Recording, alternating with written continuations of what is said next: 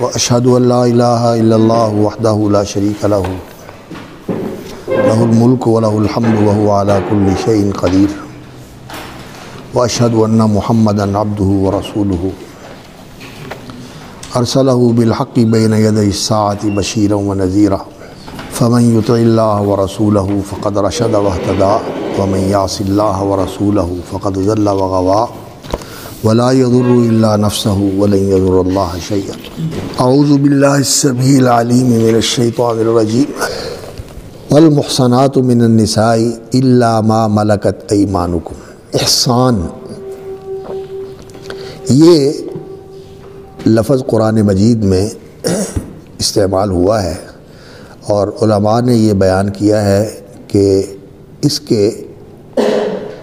استعمالات کا اگر انسان استقراء کرے اور اسے دیکھے تو ہر جگہ اس کا ایک ہی معنی نہیں ہے، بلکہ کہیں تو اس کا معنی یہ ہے کہ المحصنۃ یا المحسن یا المحسن وہ آدمی یا وہ خاتون جو حسن جو ہے یہ ایک بچاؤ اور تحفظ کا مقام ہوتا ہے جہاں انسان اپنے آپ کو محفوظ کر لیتا ہے. جانتے ہیں آپ تحسنہ کہ انسان نے اپنے آپ کو محفوظ کر لیا، اور احسنہ ایک نے دوسرے کو محفوظ کر دیا. تو احسان جو ہے تحفظ اور بچاؤ اور اپنے آپ کو کسی ایسی جگہ پر لے آنا جہاں انسان خطرے سے باہر ہو جائے، وہ جگہ حسن ہے، اور اس جگہ میں آنا جو ہے تحسن ہے اور احسان ہے. اور والمحصنات اس سے مراد وہ عورتیں ہیں جو حسن کے اندر آ چکی ہیں. اور یہاں راجح معنی جو علماء نے کیا ہے وہ یہ ہے کہ محصنات سے مراد ہیں ذوات الازواج، خاوندوں والی، یعنی وہ خاتون جو خاوند کے ساتھ متأہلانہ زندگی بسر کر رہی ہے، اور وہ ہماری زبان میں کہتے ہیں گھر ہستن، یعنی وہ ہستی جس نے گھر بنا لیا ہے. گھر ہستن یعنی گھر بنانے والی، اور عربی میں اس کو کہتے ہیں تأہل، یعنی انسان جو ہے نا وہ متأہلانہ زندگی شروع کر دے، یعنی گھر والی زندگی بنا لے. تو احسان جو ہے اس کا معنی یہ ہوا کہ خاوند کے حصار میں آ گئی ہے، خاوند کی قید میں آ گئی ہے. اور قید میں آنے کا مطلب کیا ہوتا ہے کہ اس نے اس کو اپنے حصار میں لے لیا ہے، اور وہ اس کے بچاؤ اور تحفظ کا ذمہ دار بن گیا ہے. عورت جو ہے نا اس کی حفاظت اسی رشتے کے ساتھ ہو سکتی ہے، زوجیت کا رشتہ، اور پھر خاندان کا حصار، اور پھر ایک وہ اخلاقی قدریں جو اللہ رب العزت نے مقرر کی ہیں اور انسانی معاشروں کے اندر وہ موجود ہیں. ان اخلاقی قدروں کا پاس لحاظ کیا جائے تو پھر عورت محفوظ ہے. آپ ان کی حفاظت کے لیے ایسے گھر بنا دیں کہ عورتوں کو وہاں تحفظ دیا جائے، جیسے لوگوں نے بنائے ہوئے ہیں اب کہ عورتیں جو ہیں نا ان گھروں میں لا کے بسا دی جائیں اور ان تک کوئی رسائی نہ حاصل کر سکے. لیکن وہاں بھی عورت محفوظ نہیں ہوتی، وہاں بھی ظلم ہوتا ہے، زیادتی ہوتی ہے، اور آزاد کر دیا جائے اسے کہ وہ جہاں چاہے رہے، تو اس طرح بھی عورت محفوظ نہیں ہوتی. عورت کے تحفظ کا ایک ہی ذریعہ ہے، وہ ہے احسان. والمحصنات من النساء، نسوانیت زن کا نگاہ باں ہے فقط پر، اس کی نسوانیت، اس کی نزاکت بھی، اور اس کے اندر وہ جو جذبات کی امنگ ہوتی ہے وہ بھی، یہ ساری چیزیں محفوظ رہتی ہیں اسی رشتہ ازدواج کے ساتھ. یہ نہیں ہے کہ عورتوں کو مردوں کے سپرد کر دیے جائے اور مرد جو ہے نا وہ اسے اپنی ہوس کا نشانہ بنائے اور اپنی جنسی تسکین کا ایک ذریعہ بنا کر اس کو اپنے گرفت میں لے لے. نہیں، اس کی بنیاد وہ رشتہ ہونا چاہیے جو اللہ رب العزت نے جائز، حلال، پاکیزہ اور عزت و آبرو والا رشتہ بنایا ہوا ہے، اور وہ احسان قرآن مجید کی اصطلاح ہے، اور یہ بہت گہری اصطلاح ہے۔ یہ جو لوگ نفسیات کا مطالعہ کرتے ہیں اور علوم اجتماعیہ کا مطالعہ کرتے ہیں، وہ ان چیزوں پر گہری سوچ کے ساتھ غور و فکر کرتے ہیں، اور پھر اس کے فوائد اور اس کے جو ابعاد ہیں، یعنی جو اس کی وسعت ہے اور جو اس کے اہداف ہیں، وہ ان پر پھر نظر رکھتے ہیں۔ تو میں نے اس طرف توجہ دلانے کے لیے نا آپ کو یہ بات کہی ہے کہ والمحصنات من النساء۔ تو علماء نے یہ بیان کیا کہ احسان کا معنی ایک تو یہ ہوتا ہے کہ عورت جو ہے وہ ذات الزوج، خامد والی ہو، شوہر والی ہو، اور دوسرا معنی اس کا یہ کرتے ہیں المحصنات العفیفہ، پاک باز، وہ عفت مآب ہو، پاک باز ہو۔ ایک معنی شوہر والی ہونا اور دوسرا معنی پاک باز ہونا، اور پاک بازی جو ہے وہ اسی تعلق کے ساتھ ہی حاصل ہوتی ہے کہ جب انسان کے یہ جو جذبات ہیں اور بڑے منہ زور جذبات ہیں، جنسی جذبات اور جنسی شہوانی رجحان اور میلان انسان کا، یہ بڑا منہ زور ہے۔ بہت انسان کے اندر جس وقت یہ جذبہ جو ہے نا بھڑک اٹھتا ہے، تو پھر انسان کی دوسری چیزیں جو ہے نا، اگر اللہ کا خوف نہ ہو، اگر معاشرے کا حصار نہ ہو، اور انسان جو ہے وہ اخلاقی قدروں سے آزاد ہو جائے، تو پھر انسان درندہ بن جاتا ہے، جنسی درندہ بن جاتا ہے انسان۔ تو عفت، پاک بازی اسی تعلق کے ساتھ ہی پھر قائم رہتی ہے۔ اور تیسرا جو ہے اس کا معنی وہ علماء کرتے ہیں محصنات کا الحرہ، الحرائر، وہ عورت جو آزاد ہو، یعنی غلامی کا داغ نہ اس کو لگا ہو۔ غلامی جو ہے آپ جانتے ہیں کہ یہ انسانی معاشرے کے اندر ایک ایسا عمل تھا، اور اسلام نے بھی اس کو قائم رکھا کہ یہ چونکہ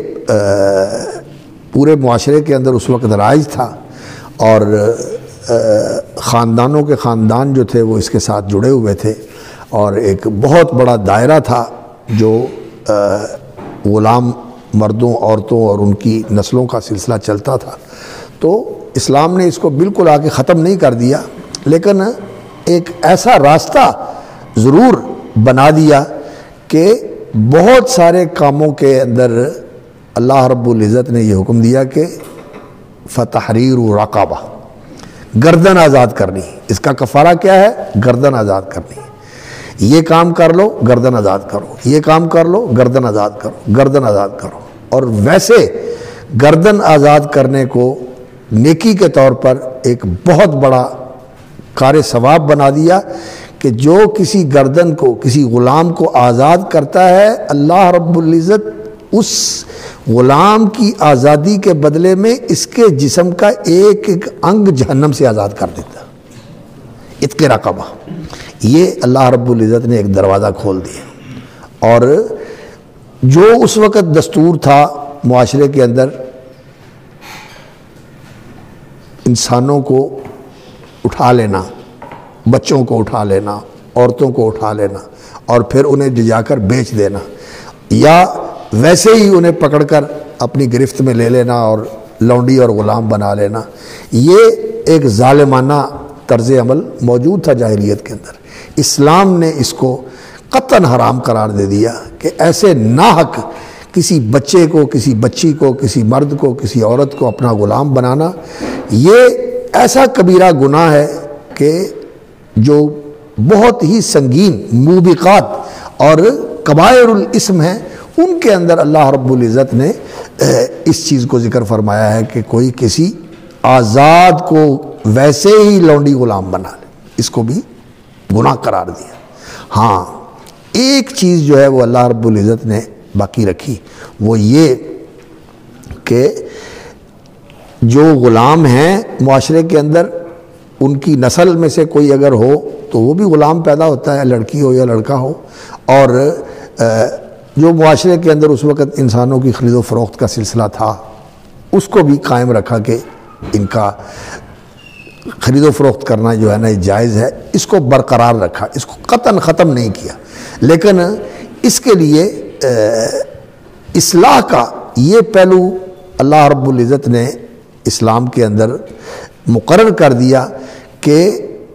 ناحق کسی کو غلام بنانا جائز نہیں ہے، اور جو غلام ہیں ان کو آزاد کرنا ایک بہت بڑی نیکی ہے۔ اور اس کے ساتھ جو اللہ رب العزت نے ان غلاموں کو، ان لونڈی اور غلاموں کو مقام عطا فرمایا وہ یہ کہ معاشرے کے اندر ان کو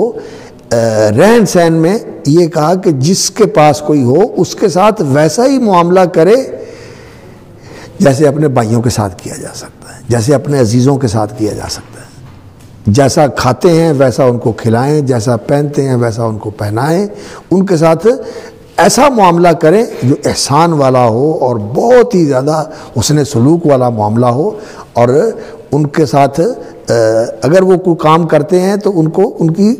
طاقت سے زیادہ کام نہ دیا جائے اور ان کے ساتھ مدد کی جائے، اور وہ کھانا بناتے ہیں تو لے کے آتے ہیں ان کو ساتھ بٹھا کے کھلاؤ، نہیں تو چلو جتنا وہ آپ کے لیے لے کے اس میں سے کچھ ان کو شریک ان کو دے دو، وہ اس میں سے کھا لیں۔ اور اس کے ساتھ اگر انسان نے تعلق کب کر لیا ہے، جو بیوی والا تعلق ہوتا ہے، تو پھر وہ اس میں سے اولاد مل جاتی ہے تو وہ ام الولد بن جاتی ہے، پھر وہ ماں، اولاد کی ماں بن جاتی ہے، پھر اس کے حقوق اور بڑھ جاتے ہیں۔ تو اس طرح جو ہے نا ان کو حقوق عطا کیے ہیں، تو حریت جو ہے یہ بھی ایک بہت بڑی نعمت ہے، جس کے اندر جب انسان ہوتا ہے تو اس کی سوچ، اس کا برتاؤ، اس کا رہن سہن، یہ آزادانہ حریت، یہ ایک ایسا وصف ہے کہ جو آدمی اس سے محروم ہوتا ہے اس کے اندر یہ چیز نہیں پیدا ہوتی، تو اس کو بھی احسان کہا گیا ہے، الحرہ، یعنی وہ عورت جو کہ آزاد ہو۔ اور ذرا اندازہ کیجئے جب فتح مکہ ہوا تو رسول اکرم صلی اللہ علیہ وسلم نے وہ سورۃ الممتحنہ والی آیت کی روشنی میں خواتین سے بیعت لی، مردوں سے بھی بیعت لیتے تھے، بیعت النساء، اور وہی شکیں اس میں آتی تھی۔ اور جب وہ ہوا مکہ فتح ہوا تو مکے کی خواتین سے نبی صلی اللہ علیہ وسلم نے وہ بیعت لی، یا ایھا النبی اذا جاءک المؤمنات یبایعنک علی الا یشرکن باللہ شیئا ولا یسرقن ولا یزنین ولا یقتلن اولادہن ولا یاتین ببہتان یفترینہ بین ایدیہن وارجلہن ولا یعصینک فی معروف فبایعہن واستغفر لہن اللہ ان اللہ غفور الرحیم۔ تو ہند بھی ان میں تھی، ہند بھی ابو سفیان کی اہلیہ رضی اللہ تعالیٰ عنہ، وہ بھی ان میں تھی۔ تو جب نبی صلی اللہ علیہ وسلم نے الا اللہ یشرکن باللہ شیئا ولا یسرقن بیعت دی تو وہ اقرار کرتی رہی۔ جب ولا یزنین کہا نا نبی صلی اللہ علیہ وسلم نے، تو وہ کہنے لگی او تزنی الحرۃ، خاندانی عورت بدکاری کر سکتی ہے؟ کیسے ہو سکتا ہے؟ غیرت، خاندان کی عزت و ناموس اور اس ماحول کا جو پرورش کا اثر ہوتا ہے کہ عورت جو ہے وہ اس سطح کے اوپر نیچے گر جائے کہ وہ اپنا آپ کسی کے سامنے پیش کر دے اور کوئی اس کو استعمال کر لے، اب تزنی الحرۃ، یہ ہو سکتا ہے؟ لیکن ہو جاتا ہے کبھی تو نہ چاہتے ہوئے دباؤ میں آ کر، اور کبھی گمراہ ہو کر ایسے ہو جاتا ہے۔ لیکن حریت جو ہے یہ ایک ایسا یعنی تحفظ ہے، اور یہ ایک ایسا حصار ہے جو انسان کو یہ کام کرنے سے بچاتا ہے کہ میں نے یہ کام نہیں کرنا۔ اور اب بھی جو خاندان ہیں، دوست بتاتے ہیں جو یورپ میں رہتے ہیں، کہتے ہیں کہ کئی خاندان وہاں شریف خاندان ہیں، معزز خاندان ہیں، جن کی عورتیں اپنے آپ کو اس سطح پہ نہیں لے کے آتی جس سطح پہ عام وہاں کا معاشرہ ہے، وہ اپنے آپ کو اس سطح پہ نہیں لے کے آتی، اور ان کے اندر برائی نہیں ہے، اور ان کے اندر شادی ہے، اور اسی طرح شادی کا احترام ہے، اور عورتوں کو تحفظ حاصل ہے۔ یہ خاندانی نظام ہے، یہ خاندانی نظام ہے۔ یہ حریت جو ہے نا، یہ اصل حریت ہے کہ انسان جو ہے وہ اپنے آپ کو ایک ایسے مقام پر رکھے کہ وہ آزاد ہو اور اپنے ان جو جذبات ہیں ان کا بھی غلام نہ ہو. انسان اپنے نفس کا بھی تو غلام بن جاتا ہے نا, نفسانیت کی بھی تو غلامی ہوتی ہے نا, شہوانیت کی غلامی ہوتی ہے, نفسانیت کی غلامی ہوتی ہے, مفادات کی غلامی ہوتی ہے. اور قرآن مجید نے یہ حقیقت بیان فرمائی ہے, افرأیت من اتخذ الہہ ہواہ, جو آزاد جو ہے نہیں رہتا بلکہ وہ بندہ اور غلام بن جاتا ہے اپنی خواہشات کا, اپنے مفادات کا, اپنے جذبات کا, ان کا غلام بن جاتا ہے. تو یہ حریت نہیں ہے. اصل حریت جو ہے وہ یہی ہے کہ انسان صرف اللہ کا غلام ہو, صرف اللہ کا غلام ہو. اور اللہ کی غلامی جو ہے یہ انسان کا سب سے بڑا اعزاز ہے, یہ انسان کا سب سے بڑا اعزاز ہے. اس لیے کہ اس کے لیے بڑائی ہے, اس کے لیے ملک اور ملک ہے, وہ مالک بھی ہے اور وہ ملک بھی ہے, اور اس کے لیے اختیار مطلق ہے. ہم اس کے قدرت کے سامنے بے بس ہیں, پابند ہیں اس کے نظام کے. تو ہم کیا ہیں؟ اس کے غلام ہیں. حقیقتاً بھی واقعتاً بھی ہم اس کے غلام ہیں. اور اگر شعوری اور نفسیاتی طور پر بھی ہم اس کے غلام بن جائیں تو اس میں ہماری عزت بڑھ جاتی ہے. اور پھر اللہ رب العزت وہ مقام عطا فرماتا ہے کہ اللہ تعالیٰ اپنی رحمتوں کے ساتھ اور اپنی عنایتوں کے ساتھ انسان کو سرفراز کر دیتا ہے. اور انسان کو یہ حریت حاصل ہو جائے تو یہ اصل غلامی مل گئی اور اصل انسان پھر آزاد ہو گیا. اور پھر وہ دنیا میں کسی کو بھی جو ہے نا وہ یہ نہیں سمجھتا کہ یہ میں اس کا محتاج ہوں یا اس سے مجھے یہ چیز ملتی ہے. اس کو ملتی بھی ہر چیز اس کی طرف سے ہے اور وہ سمجھتا بھی یہی ہے کہ اس کی طرف سے مل رہی ہے, اور وہ اپنے آپ کو محتاج بھی اسی کا سمجھتا ہے اور اپنے آپ کو فرما بردار بھی اسی کا بنانے کی کوشش کرتا ہے. یہ جو چیز ہے یہ ایک پوری نفسیاتی تبدیلی ہے جو انسان کے اندر آ جاتی ہے, اور یہ ایک نئی زندگی, نیا شعور, ایک نیا احساس اور ایک نیا وجود انسان کو دے دیتی ہے, جو جس چیز کی طرف میں نے آپ کو توجہ دلائی ہے کہ یہ اصل حریت ہے. یہ اصل حریت ہے, اللہ کی غلامی, اللہ کی غلامی اور اللہ کے دین اور شریعت کی پابندی. یہ اصل آزادی ہے اور یہ اصل مقام ہے انسان کا. ایک معنی ہو گیا ذات الزوج, اور دوسرا معنی ہو گیا عفیفہ, اور تیسرا معنی ہو گیا حرہ, اور چوتھا معنی جو ہے وہ اس کا علماء کرتے ہیں کہ مسلمہ, محسنہ اور محسنہ, جو اسلام کی قید میں آ گئی ہے, جس نے اسلام کی پابندی کو اختیار کر لیا ہے. اسلام بھی ایک بہت بڑا حصار ہے. یہ انسان کی سلامتی کا حصار ہے, انسان کے امن کا حصار ہے, اور انسان کی جو خوبی ہے اس کا کمال ہے. ان چیزوں کا یہ ایک ایسا بچاؤ کا قلعہ ہے کہ جو اس دین کے دائرے کے اندر آ جاتا ہے وہ محفوظ ہو جاتا ہے, وہ محفوظ ہو جاتا ہے. چار معنی علماء نے اس کے کیے. تو قرآن مجید میں ان کا استعمال ہوا ہے. والمحصنات یہاں اس معنی میں استعمال ہوا ہے, محسنین غیر مصافحین. یہ معنی علماء کہتے ہیں کہ ان معنوں میں یہ احسان کا لفظ استعمال ہوتا ہے. چلیے تو یہاں ہی رکتے ہیں. اس پر پھر اگلی بات جو ہے نا وہ انشاءاللہ آپ اس کا بھی مطالعہ کریں. یہ اس میں انہوں نے بھی اس پر لکھا ہوا ہے, شیخ شرکیتی رحمۃ اللہ علیہ نے یہ احسان کے معنی جو ہے نا انہوں نے بیان کیے ہوئے ہیں, اور قرآنی نظائر بھی ذکر کیے ہوئے ہیں, بیان کیا ہوا ہے, اور اس آیت کی تفسیر بھی بیان کی ہوئی ہے. بڑی اچھی تفسیر ہے, خاص طور پر جو اس سے کئی لوگ استدلال کرتے ہیں نا نکاح متع کے جواز کے لیے, اس کا بھی انہوں نے ذکر کیا ہے اور اس کا حوالہ دیا ہے. تو اس پر انشاءاللہ پھر اگلی مجلس میں گفتگو کریں گے.